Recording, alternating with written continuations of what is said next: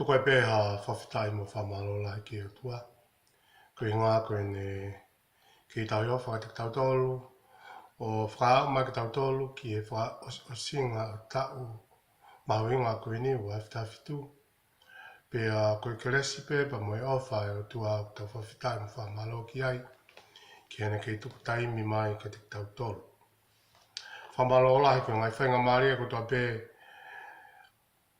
ulawa ke mau ke whai ha wahe a whulwhola e o tua. Peko kore ke u whaose rewa e tau kaweinga, mawinga, whikawaki pepa mo e Christmasi. Hono ui koe ni a mere pa mo Elisabesi. O tala ka te kinaua a palomesi whakaotua koia ne tala mi mua. Tena hoko kena whanau i mai hangota maiki. Ki Elisabeti. Koe whakapalawhisai hono whanau i mai koia o St. Baptizo koe whakoloa. Pia ki a mere, koe na tala mai ki e hoko koe tokotaha ke whakafau mai ai e whamohui. Ki a mere, nāne lau ia. Koe whakakoloa e tūnga whakasewaniti e ne mohui ke whai te riha ai o tua ia te ia. Ia ka weinga koe ni nā tau hanga pore e ki tau tolu e ngai pōko mahiri atu. O pehe mai amusia ai tui tā la. He te nau mātā ai o tua. Amusia ai tui tā la. He te nau mātā ai o tua. Ai o popau ki ai a tohi a luke vai waki ves whātolu ke whanima.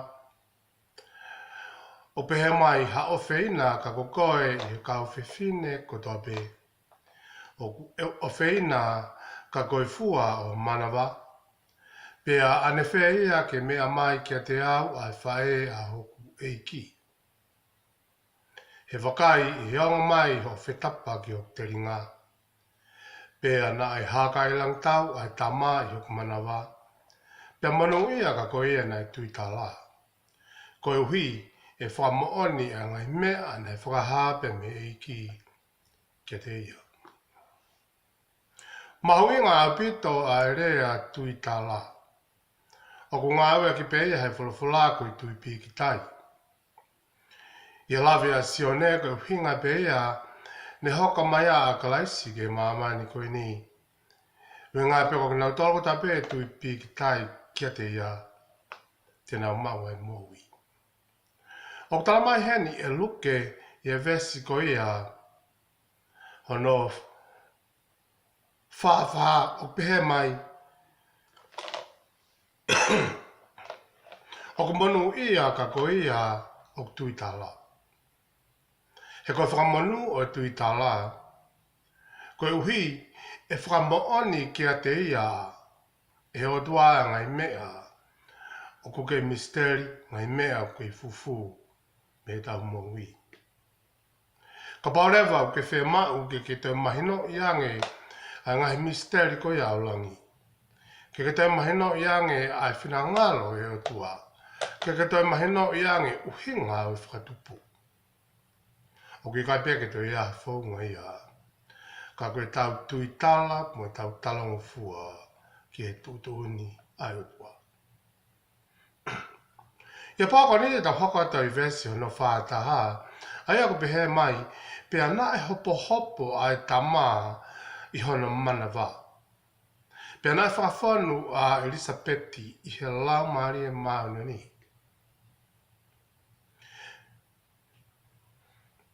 Ko tala noa whoko e ni whikawaki muhango whae e ua. Pea koe tokotaha o ngā whae koe ni, koe tokotaha ea kua fu motu a au pito. Pea koe no hingoa ko Elisabesi.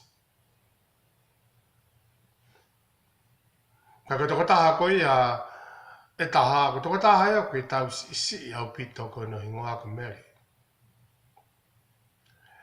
Pea i toonga koe ia o Elisabesi, oko mahino ki Elisabeti ne I he tu unga ea o tau mo tua au pito pea koe whanau I koe ha whanau ki he ne whakaukau tai malawa. He nai paa.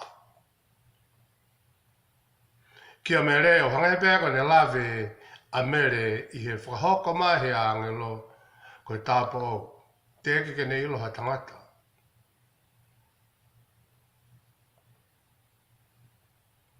Pe koe na mo wina ana whakatou ta tau be he nofo amanaki pe koe ha ai palani ko wha mai.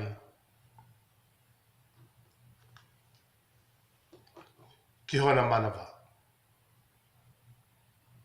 Pe ko maari e whake whaunga whei tama koe a e ongo kaunanga koe ni. Koe whei tama e risa pesi na e whau be a e anga maheni he wahaa o tangata mo whiwhine he ofa whakamoenga. Kaka whei tama koe a mere na e whau ia he whaunga a itaniti. Koe whaunga ia ai otua, koe whaunga a langi. Koe whaunga ia o tae malawa ia ke whai he tangata. Kana ne mui mui pao pea mere ia ki he whekau ne tala ke te ia. Tui tala ki he whekau na tala e otua. O hangai pea ko tau vesi he aho koe ni. Paneango ai whihi, paneango ai whakaaluma. Paneango ai tae malawa ki a ta mai o tangata ka koe ia tui tala ke otua. Tala mai he tau vesi koe ia whani mai pō koe ni. O ku manu ia ki nau tolo tui tala. Koe huipe e whakamooni ai o tua ki ati ki nau tolu, e whakamahino he o tua a ki nau tolu. E oange o tua a nonga mo i merino ki ati ki nau tolu. E whakalato lahi I he o tua ki nau tolu, koe hui ngāpi. E kui kai te loto e o tua. Ke nau tō ki a whaingata, pe pehe, ke mawhasia. Hataha o kutui ki he o tua. He ku whai kotoa pehe o tua ia a ngāwi.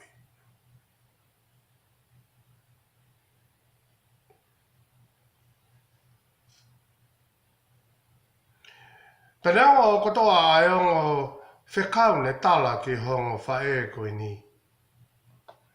Kono mahino na ikai hā mai ha manawahe ia pe ko ha puputu me hongo whae koe ni. Ka koe mea pēna hā mai mea te ki na ua. Koe tū tala pe ki he wholofola na tala ki a te ki na ua. Peo hanga e luke o mai ka te tautolu heni ai hako naki maare a pito. Kia luke o ki kai koe whetaulaki a e ngo whae ko I ni. O kwhai ki ai a ene whamamafa. Ka konafo ai whamamafa koe a luke he fuafua whetaulaki a e ngo tama. Koe fuafua whetaulaki koe ni a sisu mo seone baptaiso na e whai pe ia ki manawa.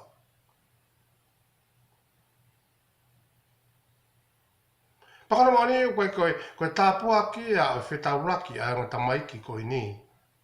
Koe uhi koe ngā whae ko ena talango fua, pe moena manawahe ki ho tua moena loto whakakaunanga. Ka koe tāpua ki a o fuafua whetauraki a ngā tamaiki koe ni.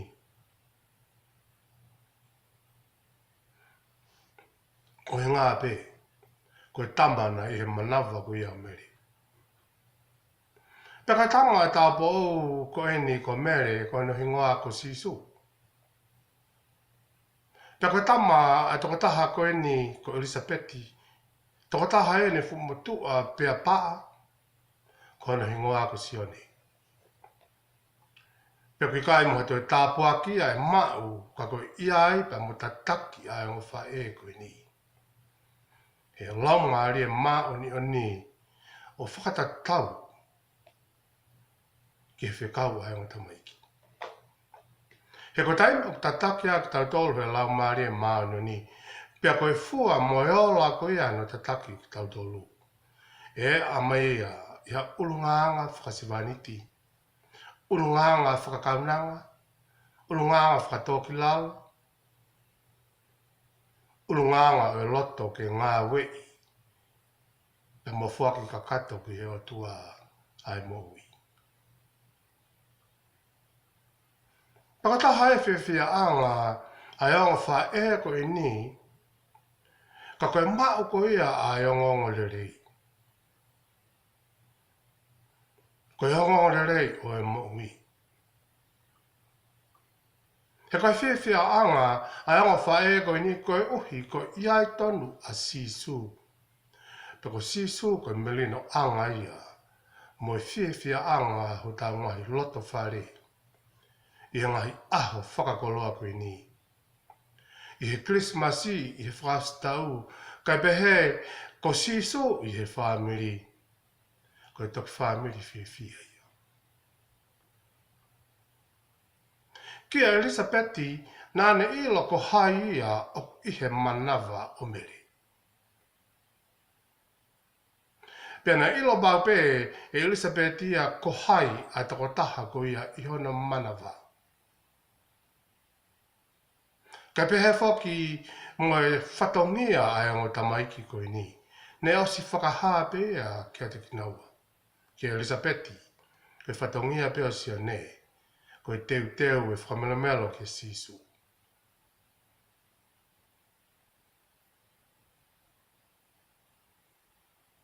Kia mere, o mahina pe whatongia ia, ka mohinga ko ia o sisu. O mahina o pitapi. Te talama e luke vaharaki, ves tolu ake tolu tolu. Ko sisu, ko e alo o e ki tau potu. Pea e whaki kia te ea a e taloni, o e ne kui ko te vita. Pea te ne tui ki hako o sekope, o lawi kuonga. Pea koe pule ko ea a sisu, o ta ngata. E ko sisu, ko ea ko e arifa, ko ea ko e omeka. Ko sisu, ko kamataanga pia mo ngataanga. Ko sisu, o pure a niu ia ke mea kutopi. Ko e whiawhia anga ia o whae kuini. O hangai pia ko e rea ko e ne whakaha atu Elisabeti i he na whetapa mo mere mo hau a mere ke a ahi ka te ia. Ai ongo i la vea e loto ko ni o Elisabeti i he whakatoki lalo i he ne rea ko eni nai whae ange kia meri. He ane whea ia ke mea mai kia te au ai whae au eiki. Ko haia e te tangutu ta e totolo ka whaiwheange o ku tukituki atu a tupo wano i o whare. Whakaawa hake ko tupo wano e ni o ku hapai atu ha mea kai ke te koe. I kai ko harea ta tau ia. He ane whea ia ke haere mai o tu i o tō ngā o ngā ua whakasewaniti ke te koe. Ka koe tu ia o ngahi tu i. O ku talama ia heni Elisabeti ko whakamelo mea lo pe eni kua tala e Elisabeti te ki ke rea ki e sione. He ane whea ia ke mea mai ke te au ai whae a hau peiki. He ane whea ia ke upata iso a hau peiki. Ko rea e sione na ane whai. He kona moni na ilo pau Elisabetia o ki kai te tau ki haahiangi ki ai a mere. Pe koe mea tatau bēna i whaiange sione ki a sisu.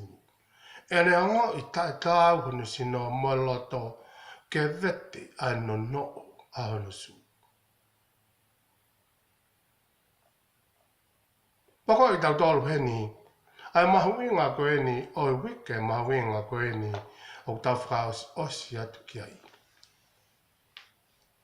Ai wike Christmasi kai pēhe whoki ki he wike lotu. Ko ea ko ea ka te tau tolu e mahu inga o ea vai mo whakatoki lalo. I he taranoa koe ni i he unganga o whae koe ni. He kona mani o whahanga mau pē he mo ui whawai mo i whakatoki lalo mo i lo i ki tā o omi ai loto apasia mo whakapāpaka kato. He koe haufu anga e o tua kiha mo ui o ulunganga pehe. E koe whahenga loto ia o toka I mo tauhi make he kia ia tua. Koe whakatata mahina o pēr ko mai he o whae koe ni. Kai pehe whoki, koe whakatata mahina o pēr loto nae ia sisu. Ke hoko, ke hifo pe me he taloni. Ke hoko ia kakano. Ke hange pe ko koe pe mo. O ko maari e ulunganga o meri. Ulunganga whakasivaniti. Ka akutai makehanga mere he kone uhinga na ikai ko hawhewhine ke tui pe ngatai. Kaka moi a mere na ane loto ke ne vahe atu a rei koia. O kune mau. I hene mao pe a ngong rei koe ni ko tala atu he a angelo ko kepariri. Na ane whawawā rewa ke vahe atu. Ko hawhewhine o kune mau ai ulunganga whaka evangelio. Ko hawhewhine o kune mau ai ulunganga koe ni ke tuu o talaki ai wholofola ai ukua. He kona moni koe malanga mo I whakaului wawetahape ia. Ka koe ulunganga o hataha o tuu o whai hatalaki o wholofola. He toki hoko mai ho malanga I koe e wholofola. Ka utompu a malanga pe ho ulunganga ia o ou. Ka tekana tolu ko e au te eki ki nau tālia sisu.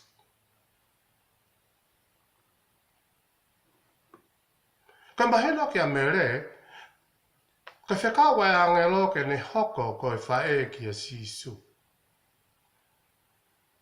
Pehe mahena ki a mere ko e a ko ngā ko hono whakawhanu he lau maari o i o tua. Mo whakamahena o he lau maari o i o tua ki he ne mohi. Na tua e rewa e kemo e ne whakawhawe ki a Elisabesi. Uhinga ke whakaha ki a Elisabesi a ngā au e kua whai maana e he otua. A ririu fo au kua whai maana e he otua. A whakalato lahi ke tukuhange ke whai te riha e otua I he ne maui o whai maana e otua. Ke pē whoki pēr kua mamata whoki ke ngā au e otua. Kua whai mai mohono ka inga ko Elisabesi. Kia mea rena ne tuhaka rewa ke whanonga me Nasareti o whau atu I ngahi mo unga ko ia o Siutea.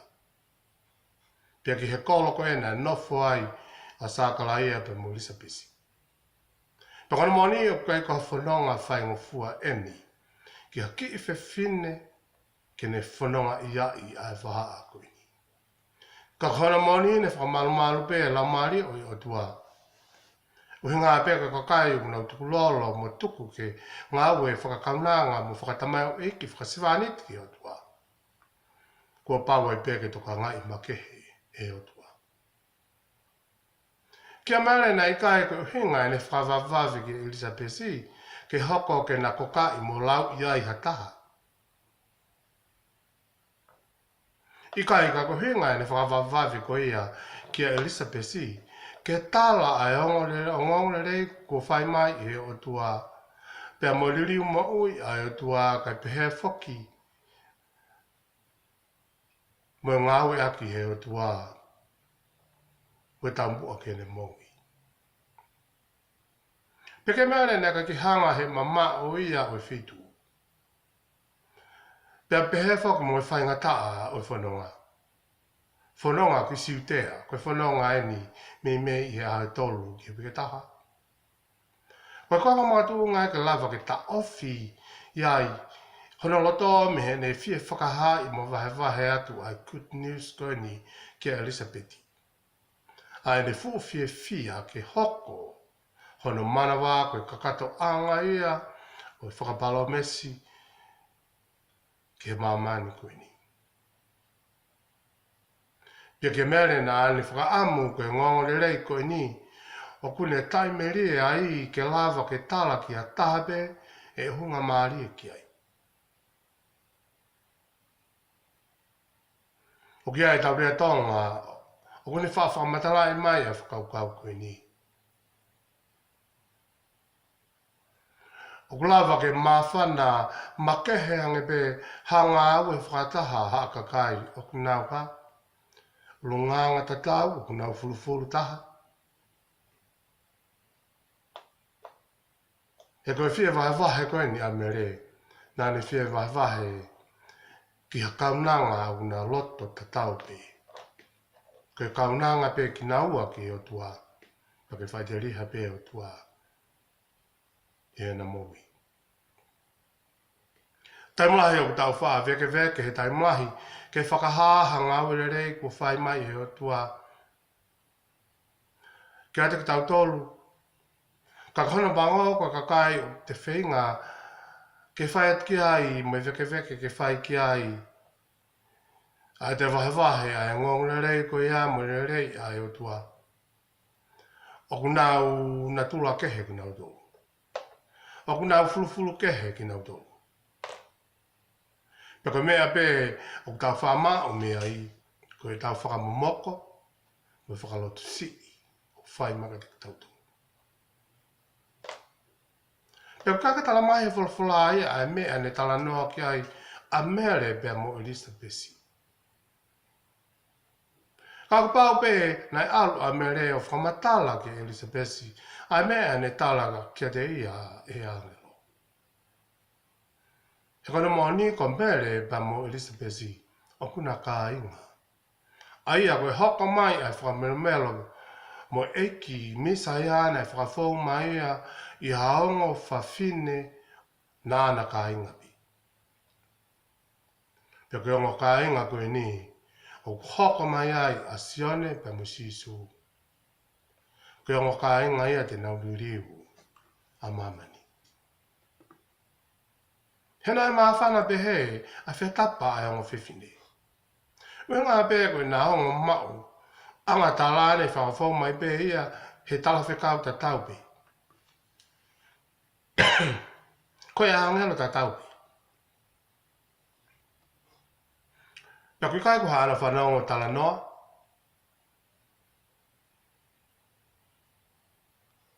I kai ko hana whanau me he kau lalanga pe kau kokanga. I kai ko hana whanau me kau kaluseti. I kai ko pehe ko hana whanau mau. A ngongo ko ni me Facebooka.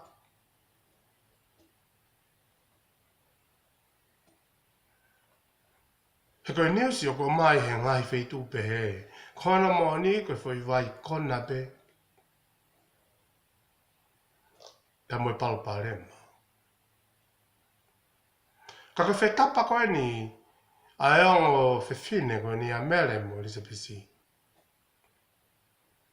Nana whiwhia lahi ke vahe a ngongre rei a o tua. Uhinga pēnei mau kutoa pe ia. Pea me heo tua. Pea koe mahuinga ia i tau totonu ko ia ke wholofola e o tua. Ke tau whanonga totonu. Tala mai i sisu ko ia o te ringa ke whanonga. Pea koe tau whanonga totonu ke tau mahinoi. Pea koe tau mahinoi ke tau tui ki ai. Pea koe tau tui ki ai ke tau mo ui aki. A wholofola e o tua. Pea koe whetapa koe ni a mere ki a Elizabeth. Koe rea pe au whakamoni ki o tua. Koe rea pe au whakahikiki i o tua. Whamatala pe a luke ki ai. Pea nai haka e tama i hona whatu. Pea nai whanu a Elizabeth i halau maari e maarioni. Oko maari e heni na a moe whanau te eki ke whanau i. Ka kunau kau mo kunau tolu he whakawhiawhia moe nau whiawhia moe haka he nau ngona e ngongo rei o amanaki. Ngongo rei o kosperi moe amanaki ke hoko mai ko tau whamoi. Pea whu mahuinga au pito e tau whetapa he ke resi ai o tua. Moe whatu wholofola ki manawa lolotonga o kuke i whau hamo ui fo o i o tau manawa. Ka tenga nau tolu ko ea o kunau i he tuunga pe he. O kunau lolotonga whetama i ha whanau o kutala he wholofolahe. O kumalawa pe ke whiawhia e whanau ki manawa.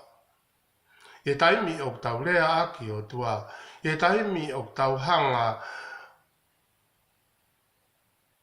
o ako i ki manawa ki he whanau e mahu inga o sisu o talamai heni. Pea nai haka haka e tā maa i he whatu o Elisabesi. Pea kuhama rewa meherea a Elisabesi, ai haka haka e tā maa i ono whatu.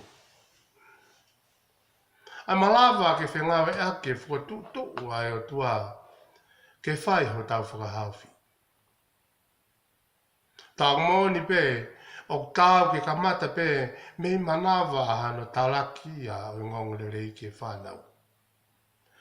I e tau whaalotua, mo e whakalaulaulato, mo e tau whaahiri whakinima ki nau tolu ki manawa, naa mo e tau wako ki nau tolu, aki hangahi vesi laulato, ko e whakamoni pā wenu talamai. He nai haka haka pē, ai tamaa i hano whatu. O si ilo be si ane a sisu i manawa, o ngā pē. Ne hako ai mo ui mo urunganga e ngō whae koe ni. Ke hai aki haseini o fi ofa aki ki o tua i a loto ula vea, kai pē foki ki a loto o mo fesfesi. Pako toka angona ka mahui ngā ka te tau tolu, i a koe ni. Ta whakawhia tōna ke whakasinga o tau koe ni. Whakasinga o tau koe ni, koe tau e tveni. Pea koe tau ke nofo a manaki atu ke whahai tau. Koe manaki ke toi whoki mai a sisu. Ko hangare vei luke whamatala i ka te tau tolu. Whangai e pēka koe uhinga o edveni. Ko pau ke tomu a hau a sisu e iai e ne ulaki hau. Pea ko tau whamana tu ai a i e Christmas. Koe first coming. Pea koe ke kakato ai a Advent. Ai whae tau ia. Ka kutok whakakato ia tahimi e whoki mai a sisu i e second coming. Pea koe mga tu uonga ia au i tau amanaki. Mga tu uonga ia i tau nofo ki e wholofola. Mga tu uonga ia. E tau whanonga pepe mo sisu i aha kutopi. Ko tu koe hui ngā ea o tau whahekai e tau koe ni ke tau whanonga atu ki e tau kahau. Tā menekina e fuhanoa te tau whanonga atu ai. Tā menekina pungpong hia pe te tau wau ki ai. Ka kulawa ki tau whamahino i ai pau ho tau aho i e aho koe ni i e ngā ue ai o tuai e tau mohi. Pea ku tau piki tai ki ai i e amanaki koe ia. O ngā pia koe ni wholwhula. Kia ni toi whokamai. Koe whiwhi anga e o tangata Kristiani. Patare nei ke rea pehe apostolo ka Paula. Ke ki kainga koe te solnai ka me alalahi pe tolu na ne aku ne kina ki nau tolu. Ulaki koe ofa mooni ki heo tua. Ta kuhangarewa fa mooni ki heo tua o whanau i ai tui kakato mo talango fua ki heo tua. Pe makatunga ko ia o kulawa rewa ke tawa manakli rei ki hene toi whokmai. Ofa tui pe mua manaki.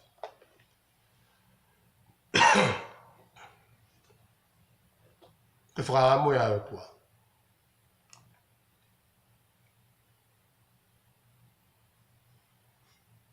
Ako te whamalo ko hunga tala noa maari o e aho koe ni.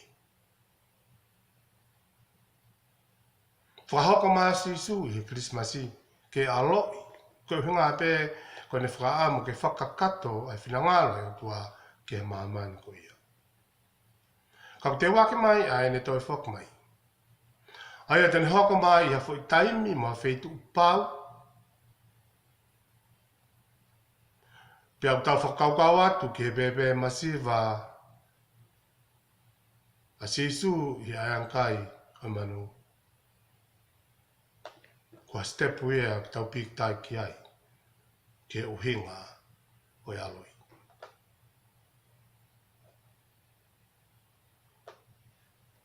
whamalo ki hei ki. Ki ngā i tokoni pa mo ofa ko tō be e kuni whai mai ki tau mō. Pako teko whamāpua poe aho koe ni. He fu uhenga au pito e mahu inga koe ni e tau tui pikitai. Koe tui tala ki eiki. He kua koe ki tau tau he wholofola. Koe huluang koe ia e tau whai ai tui. Na koe huluang e ia o ngau e whakaofo ai rotua i e tau mōi. Koe tui tala pe ko tui pikitai. O ki kai whakatau mua ia ke te sio whaingofua. Ka kopau ke te whau he hou. Ka te whau atu he whaingataa. Pe kopau ke te tuu mau ta ngā ue o ta tau ai te. O hau ke whaki atu mo te mōi o ka whia mau mo ia. Koe mahu inga ia o tui tala mo tui pikitai. Kopau ke te loto ke whai te riha e o tuai he te mōi. Pe tau ngā rea wā tui tala. Pe au tau lea whakataha pepe mo Elisabesi. Mano ia ko ia na tui tala. Pe au mawhai anoa rewa ai o tua ken whakahoko mai ha ngahi fu ngā ue mana whakafo ke tau moi. Moa misteri. O ngea ko ia kurea ki ai aluke i he tala noa ko ini. E hoko ke hang he o tua o mai ai ni tāpaki ka te kinau tōlu o tui tala. Pe ko tui o koe kumpe e o tua hakakai o hange ko mere i ahu ini. Hakakai ke ne whakahoko mai ai hono whina ngalo. Pe ne tuu mo e lau ke whakahai e ne tui whalala ki he o tua. He koe makatua ngai mo e mahu inga o e tau lotu ki eiki. Pe he tau ngā o koe a tui tala, pe koe tui pikitai ke mo oni o i wholawhala. Pe ako tau malawa noa lewa ke riliu ho tau ngai mamani koe ni. Ke riliu ho tau whonua. A siasi mo e whamiri, me he alunga ke mate tāngata. Pe ke whakatau mua ke mo i tāngata. Koe ngai paparema o tau sio ki ai, whakapolitikare, whakawhamiri, whakasiasi. O koe ki te ai hana whai toko. Ka koe tau tui pikitai ki he wholawhala ai ua. Mo e whekau o tuku mai he wholawhala ai ua. Whakaparewa ko whiri ia mere koe tangata pe, koe whewhine pe. Hange ko lawa paula, i kai ki aha kehe ia o tangata o e anea whi mo tangata o e aha koe ni mo tangata pongpongi koe kauanga hala ko tōku tauto. Ka koe mea koe i he tui tala ka kato ki he toka te line ai o tua. I halota whakasewaniti, whakatoki lau. Paka whakahau e fua e ki he o tua. O ku whiri he o tua ki nau tolu. O ku whalala ka kato ki a te ia. A ki nau tolu ku nau mau a e loto. O hangai pe ko loto tui whakasewaniti na e mau e mere. Luke vai wlaki vestovalu. Wakai koe kaunanga pe au. Koe kaunanga pe au ia e ki ke whai te riha e tuai. Wakai ko se vaniti pe au ia e ki. Pake whakahoko mai kia te au o hange e pe ko horea. Pako noi mai no. Whai te riha pe si isu ia e mea kotoa o e tau moi. Pako teo ka akona kumaari e ni kua omi he ongo whae koe ni ke tau wha osiaki. E tau wako mahuinga koe ni ke kaweinga o ku amusia a tui tala. Amusia ki nā tolu o tui mo talango fua ki he ki. He te nā mau a whamanu i ai tua.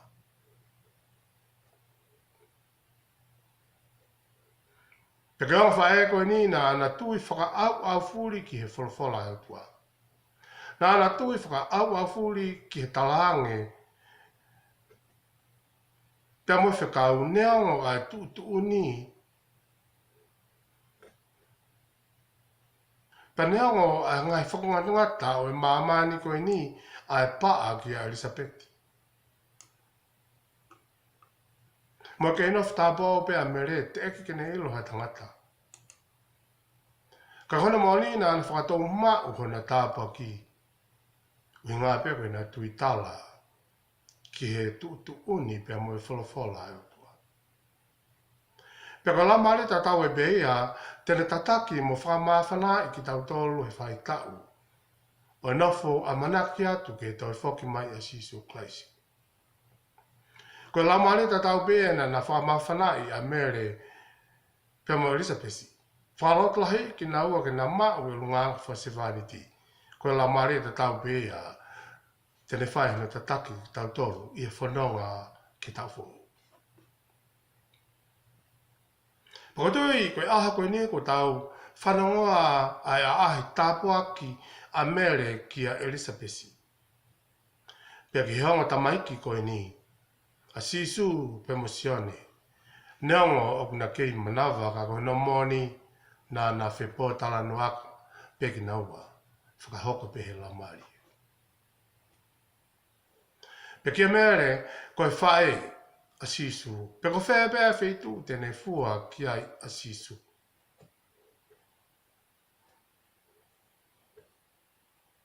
O kune o mai, iai pēpea mo tāpuaki. Pia hange ko ia ko lawe manu ia ki ai roto whare o sākala ia mo Elisabesi. Pe neongo ene kei i manawa o ene whae e ko meri, a Sisu. E ke lawa pē ke tau whoni tāpuaki mo ki tau tolu. O tau wahe atu ai ngongu le rei atua. Pepehepe ai lawe manu ia ai ho tau ngahi loto whare, ai siasi. Kai pehe ke mou i whakawhoi tui. Pia ngai aho lotu koe ni, mo e ngai aho whamanatu e whakasunga o tau. Te waki ke ngai aho lotu. He koe uhinga ngai aho lotu, ko te whamanatu tau tole tau kovnani te tui ki heki. Pia manu ia, a ke nau tolu, o tui tala ki opua. Pakatawa whamanu ia ia o Krismasi, kai pehe ki wha osinga e tau koe ni. Ko ke nau tolu o tui tala, ki he talafungani o e aloi, kai pehe foki, ki he talafungani o e te waki koe ni mo e teu, ki hene toi whokmai. Hau tau eiki ko Sisu Klaisi o talamai e luke, i hene whakakonaki wha osi ka te tau tolu ki tau wha osi aki a koe ni. Ai mahu inga ko ia o Sisu. Ai mahu inga ko ia o Sisu pe mono alo i ki he mahamani koe ni. Koe ke te aha uhinga ia. Uhinga ape. Ke whakamahena koe te tau tolu koe alo ia o ek tau potu. Pea fuaki kia te ea a taloni o ene kui ko te vita. Pea ne tui ki hako o sekope, o lawi kuanga, pe koe ne pure o tangata. Pe ko tui ke a mea tuku mo tau tolu, whaose ake e tau wako mahuinga ko eni amusia e tui tala. He te rau mātā e ukua. Ke mea mahuinga pe ea o whakaamkea e tau wako i a koe ni. Ke a mea o tau pore. Ka koe piki tai mo i tui kakato ki a Sisu. E ko whakamahena mai beia hei wholofola, po koe ni e luke wawaki, vestolua, tolu. Ko tau marua ngā. A e ki tau potu, koe tui, ke mahamani koe ni, pe koe ni pure o lau kuonga, pia tangata. Tāpu ki nam te iki. O whalai atu. Amen.